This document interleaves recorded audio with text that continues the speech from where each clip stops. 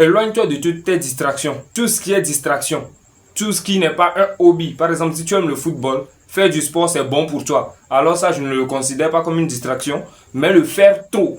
Faire par exemple 8 heures de foot par jour, sauf si tu envisages de devenir footballeur professionnel, ce que je ne crois pas être le cas pour toi. Tu dois limiter ton temps de football pour mieux te concentrer sur tes objectifs. Si ton TikTok est beaucoup plus distractif qu'instructif pour toi, tu dois limiter les distractions sur TikTok et ne chercher que l'évolution sur les réseaux sociaux. Je ne veux pas te dire d'arrêter TikTok.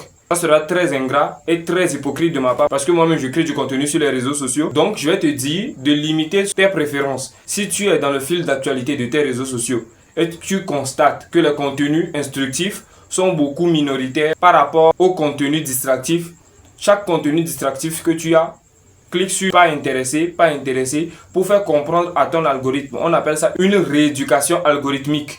Tu rééduques ton algorithme pour te proposer le type de contenu que tu veux. Tu le fais pour les contenus distractifs, tu likes et tu regardes les contenus éducatifs jusqu'à la fin pour faire comprendre à l'algorithme que tu es intéressé par les contenus éducatifs et les contenus de développement.